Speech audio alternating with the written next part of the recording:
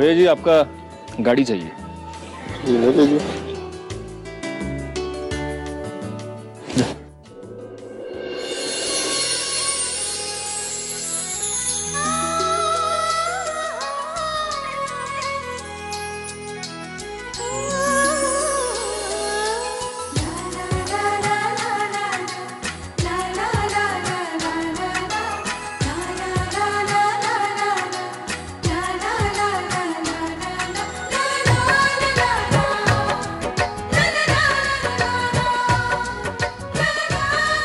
घ्या मॅडम तुमचा बर्फाचा गोळा।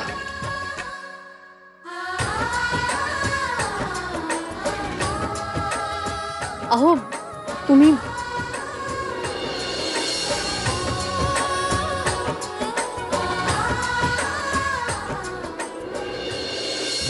हॅलो नमस्कार प्रिया मॅडम, ओळखलं? आशिष नीच नालायक माणूस। का फोन केलायस तू?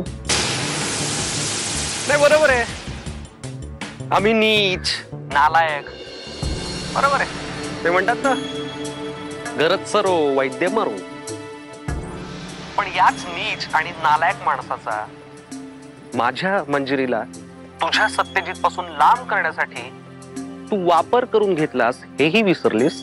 आणि ते सगळं करण्यात तू सत्यजितला खुनाच्या आरोपाखाली अडकवलंस, त्याचं काय? ते बरोबर आहे, मान्य ना, मी त्याला खुनाच्या आरोपाखाली अडकवलं, पण तुझ्याच सांगण्यावरून तोच आरोप मी स्वतःच्या डोक्यावरही घेतला आणि गेलो शिक्षा भोगायला। ते बरं माझे एक हितचिंतक आले मला सोडवायला, नाहीतर मी अजूनही तिथेच त्या जेलमध्येच सडत बसलो असतो।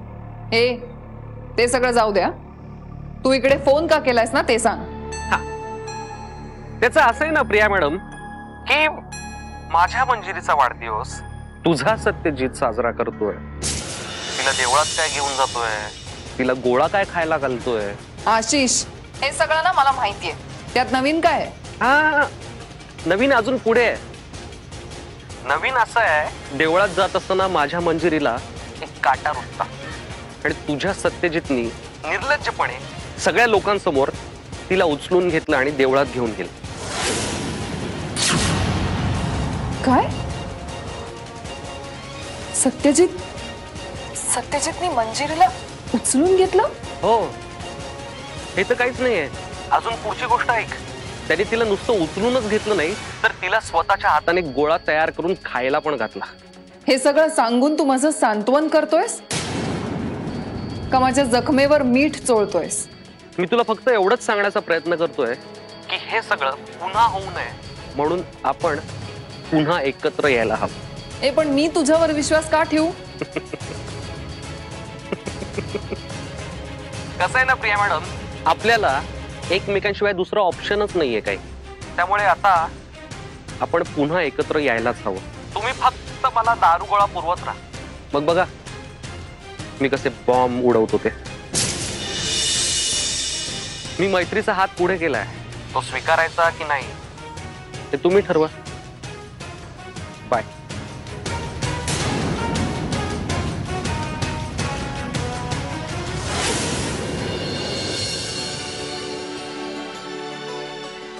अगं मधुरा, काय म्हणतेस? काय काम होतं का? अरे मधुरा, मंजिरी वहिनींना भेटायला आलीयस? अगं पण त्या तर बाहेर गेल्यात ना सत्यजित दादांबरोबर फिरायला। जीजू आणि दी? हो, अगं आज वाढदिवस आहे ना मंजिरी वहिनींचा, मग सत्यजित दादांनी ठरवलं की तो छान सेलिब्रेट करायचा म्हणून ते फिरायला गेलेत ना दोघच। ओ म्हणजे जीजू स्वतः? मग खोटं सांगते का काय मी? नाही तसं नाही। कसं आहे ना, आता लग्नानंतर बायकोचा पहिला वाढदिवस म्हणल्यावर नवऱ्याला वाटणारच ना की तो छान सेलिब्रेट करावा। एरवी काय ग, त्या घरात कोणीतरी असतच सतत लुडबुड करायला।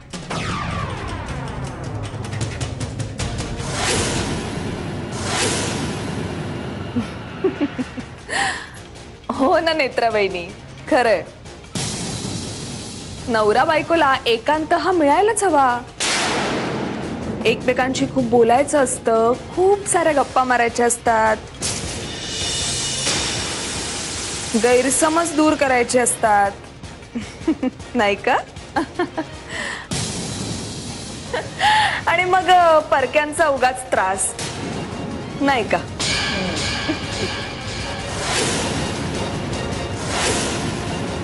हो ना.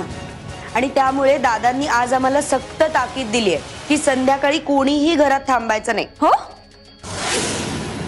आता दादांनी ऑर्डरच सोडली म्हणल्यावर मी आणि गौरांग चाललोय सिनेमा बघायला. आई आणि आत्या जाणार आहेत शिंदे काकूंकडे. आणि कोण आहे का? प्रिया. ए प्रिया, तू काय करणार आहेस संध्याकाळी? अगं बाई, बरं आठवलं. प्रिया, आज संध्याकाळी ना देवीच्या देवळात कीर्तन आहे. तू तिकडे जाऊन बस थोडा वेळ. तेवढंच पुण्य बांधशील गाठीला, नाही का Madhura?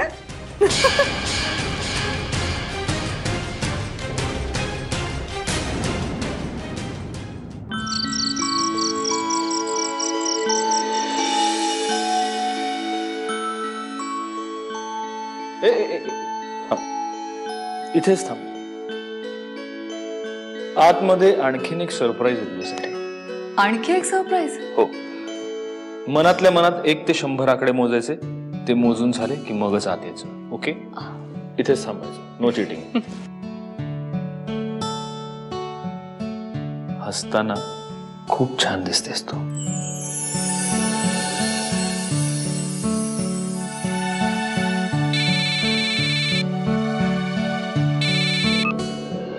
Happy birthday to you. Happy birthday to you. Happy birthday to you.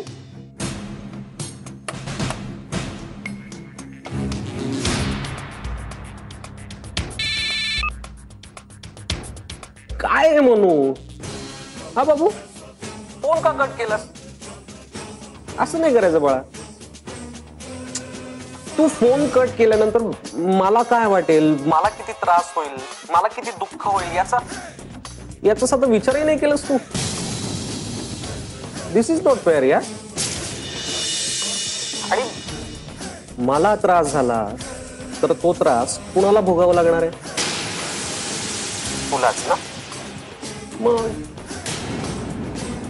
बरं, मी तुला एवढं विश करायला फोन केलाय, तर ऍटलीस्ट थँक्स तरी म्हणशील. चल म्हण बरं. तू का छळतोस मला? कितीदा सांगितलं तू मला फोन नाही करायचा. मग निघून जा माझ्या आयुष्यातून. प्लीज मला माझं आयुष्य सुखाने जगू दे. पाहिलं तुझं सुख देवळाबाहेर. पायात काटा रुतला म्हणून त्या सत्यजितनी तुला उचलून घेतलं होतं ना. या अशा सगळ्या गोष्टी चव्हाट्यावर दाखवायला चांगलं जमतात सत्यजितला. म्हणजे येस, तू तिथे मी, जिथे तू तिथे मी. I love you sweetheart. Bye.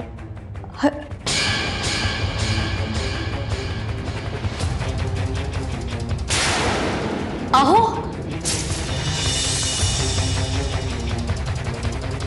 कुठे आहात? मला काही दिसत नाहीये.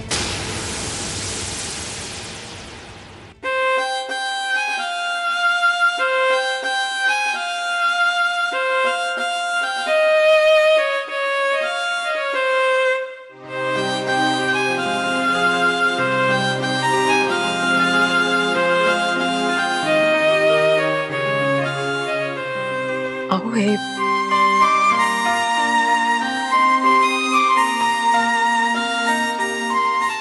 कसं वाटलं सरप्राईज?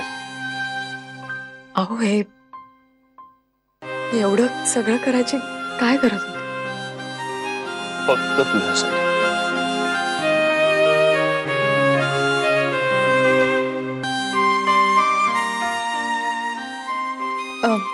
मी काय म्हणते, आपण घरातल्या सगळ्यांना बोलवूया ना केक कापण्यासाठी. मंजिरी, घरात सध्या फक्त तू आणि मी आहोत.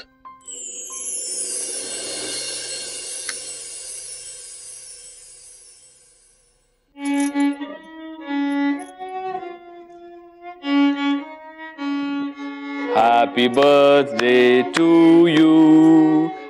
Happy birthday to you. Happy birthday dear Manjiri. Happy birthday to you.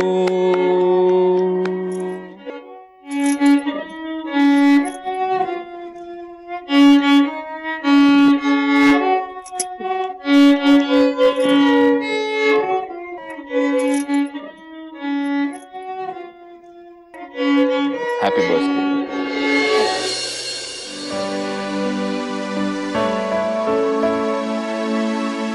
अरे वा, आज एकदम खीर. मंजिरीला आवडते ना, आज तिचा वाढदिवस आहे म्हणून केली.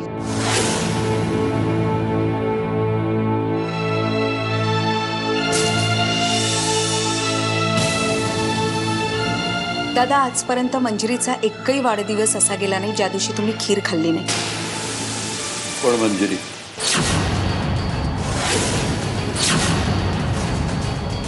दादा, आता तरी हे थांबवायला नको आहे का? माफ करा, पण जे काही होतंय ते योग्य नाहीये. अंकिता, अहो, जेवायला बैस. मंजिरी या घरची मुलगी आहे. मला वाद नको. वाद नाही घालत आहे मी दादा, मी फक्त आठवण करून देते. आठवणच काय, तिचा उल्लेख सुद्धा होता कामा नये या घरामध्ये. हे 100दा सांगून झाला नाही मी, तरी सुद्धा वारंवार पुन्हा पुन्हा तिचा उल्लेख काय होता मला कळतच नाहीये. त्या शब्दाला काही किंमत आहे की नाही अंकिता? नाही दादा, तसं नाहीये, पण स्वतःच्याच भावना लपवून तुम्ही स्वतःला अजून किती यातना करून घेणार आहात? उगाच तुझ्या मनाला येईल ते वाटेल तसं बोलू नकोस, कळलं?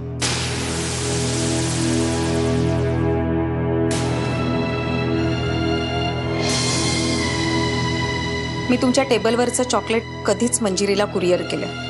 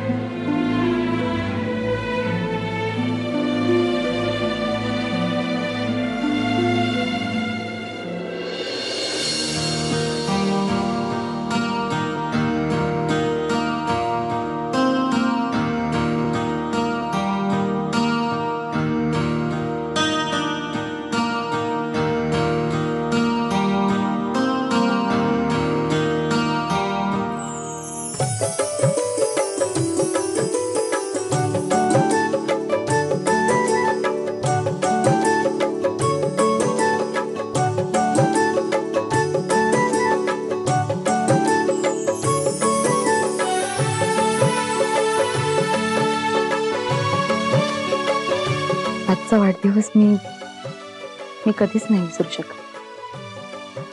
तुमच्या सोबतचा प्रत्येक क्षण गिफ्ट होतो माझ्यासाठी. असं वाटतंय की आज मी सगळं नव्याने जगले. पुन्हा एकदा खरं सांगू का, हा क्षण जर इथेच थांबला तर किती मजा येईल नाही? वेळ कधीच कोणासाठी थांबून राहत नाही मंजिरी.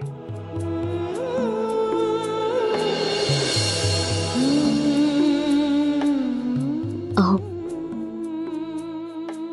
तुम्ही माझ्यासोबत कायम असेच राहा, सतत.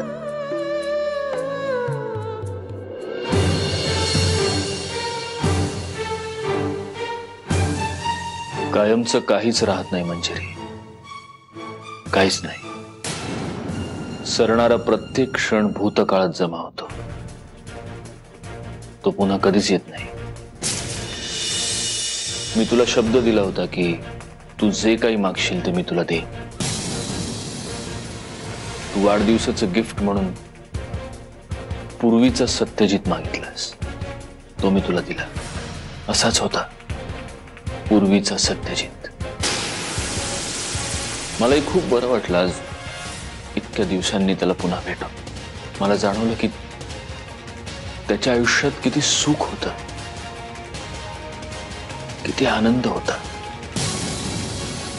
आता तो आनंद उरला नाही. आता तो पूर्वीचा सत्यजित उरला नाही. तो का उरला नाही हे आपल्या दोघांनाही खूप चांगलं माहिती आहे. रात्रीचे 12 वाजून गेलेत. तुझा वाढदिवस संपला. पूर्वीचा सत्यजित पुन्हा भूतकाळात जमा झाला. आता तो वर्तमान काळात पुन्हा कधीच येणार नाही. कधीच नाही.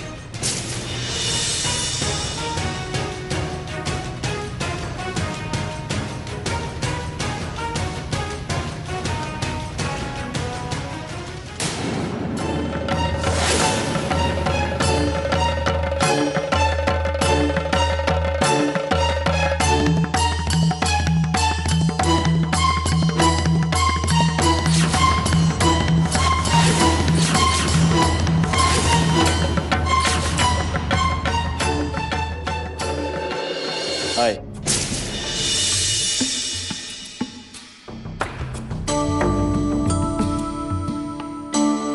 सत्यजित प्लीज, काय झालं? हेच मी तुला विचारायला पाहिजे. काय झालं असं अचानक? कालपर्यंत तर तुला मंजिरी नकोशी होती आणि आज अचानक एवढं प्रेम. प्रिया, सत्यजित, तुझा मूड बदलतो ना तसा तूही बदलतोस. कालपर्यंत तुझं माझ्यावर एवढं प्रेम होतं आणि आज मंजिरीच्या प्रेमापुढे मला बघतही नाहीयेस. एकदा तरी विचार कर मला कसं वाटत असेल. प्रिया, प्रिया, जर मी तुझा विचार करत नसतो तर इथे आत्ता या वेळेला मी असतो का? मंजिरीवरचं प्रेम उधळून झालं असेल ना, मग आली असेल माझी आठवण म्हणून आलास, हो ना? आणि कसं आहे ना सत्यजित, तुला माहितीये की तू माझ्याशी कसाही वागलास तरी मी तुझ्याशी चांगलीच वागणार. प्रेम करते ना तुझ्यावर. प्रिया, नको ना रागवस एवढी. बर, नाही रागवत. तू जे म्हणशील तसंच होईल. अजून काही म्हणणं आहे तुझं? प्रिया, तुला कळत नाही. कसं आहे, लोखंड गरम असताना त्याच्यावर वार करून काही फायदा नसतो.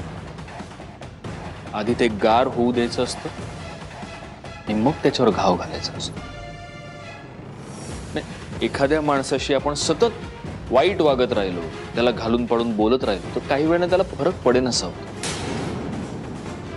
म्हणून मध्येच कधीतरी छान वागायचं, चांगलं वागायचं आणि मग घाव करायचा. तो जास्त टोचतो.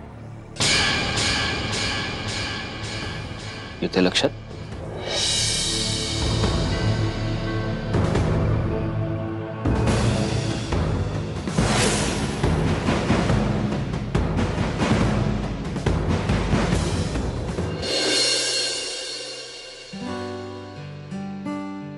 मावशी, काय झालं ग? तू बोलवलंस का? अगं हो, मी एवढ्यासाठी बोलवलं की बैस ना. कसं आहे प्रिया, आता गणपती जवळ आले. ऑफिसमध्ये पण बसेल ना आपल्या गणपती, तर जरा त्या ऑफिसमधल्या नेमूशी बोल आणि गणपती कुठे बसवायचा, काय करायचं ते ठरवून घे जरा सगळं. मला कशाला सांगतेस हे सगळं? या घराची सून आहे ना मंजिरी, ती करेल. हेच ऐकून घ्यायचं राहिलं होतं तुझ्याकडून. प्रिया, तुला सगळं माहिती आहे ना, तरी सुद्धा तू असं सांगतेस मला. हे बघ, तुला जमणार नसेल, तुला करायचं नसेल तर तसं सांग. दुसऱ्या कुठल्या उपऱ्या माणसाचं नाव नको सांगूस मला. सॉरी मावशी, आय एम व्हेरी सॉरी. मला तुला दुखवायचं नव्हतं. माहिती नाही, रागाच्या भरात मी बोलून गेले, पण मला त्रास होतो या सगळ्याचा. नाही सहन होते आता. नेत्रा, ये ना, ये ये. काही नाही, असंच गणपतीचंच ठरवत होतो. अच्छा, तू या घरची सून आहेस, तुलाही रीतीभाती माहिती पाहिजेत सगळ्या. हो चालेल, सांगा ना. मावशी बघ, तू ना उगाच काळजी करत होतीस तयारीची. आता आपली काळजीच मिटली. नेत्रा आली ना, आता सगळी कामं तिच्यावर सोपव. म्हणजे काय, त्यानिमित्ताने तिलाही सगळं माहिती होईल ना. हो ग, ती शिकेलच सगळं, मला त्याची काहीच काळजी नाहीये. पण कसं आहे ना प्रिया, ही परदेशात वाढलीये, नवीन आहे आपल्या घरामध्ये. तिला जरा सगळ्या आपल्या परंपरा, रीती भाती सगळं समजायला वेळ लागेल ना. नाही म्हणजे वेळ लागणार नाही, कारण तेवढी ती हुशार आहे, सगळं समजतं तिला. म्हणजे मी तिला एकदा सांगायला गेले ना काही, तर मला ती ऐकून दाखवते की या घराची सून आहे मी. मला सगळं कळतं, काय बरोबर आहे काय चूक आहे. हो ना नेत्रा? नेत्रा? नाही आई, खरंच तसं काही नाही. प्रिया, अगं तुझा गैरसमज झाला असेल काहीतरी. म्हणजे आई मी काहीतरी वेगळ्या संदर्भात बोलली असेल आणि प्रियाला वाटलं असेल की मी तिलाच बोलले. मी खरंच जाणून बुजून असं कधी बोलीन का? नाही, जाणून बुजून नव्हती बोललीस. नाहीतर काय, चुकून बोलली असतीस ना तर तू लगेच माफी मागितली असतीस. पण तू अगं एवढं काय त्यात मग? आत्ता सॉरी म्हणते मी तुला. हे बघ, माझं बोलणं जर चुकून लागलं असेल ना तुला तर सॉरी, म्हणजे माफ कर मला. प्रिया, नको ग रागव तिच्यावर, तिने माफी मागितली ना तुझी. मावशी, माफी मागायचा प्रश्नच नाहीये खरंच. म्हणजे मी तर ही गोष्ट विसरून सुद्धा गेले होते, माझ्या मनात तसं काहीच नाही. आता आपला विषय निघाला म्हणून. आणि तसंही आता नेत्राने माझी माफी मागितलीच आहे ना, तर नेत्रा, इट्स परफेक्टली फाईन. माझ्या मनात तुझ्याबद्दल काहीही नाहीये. थँक्स प्रिया.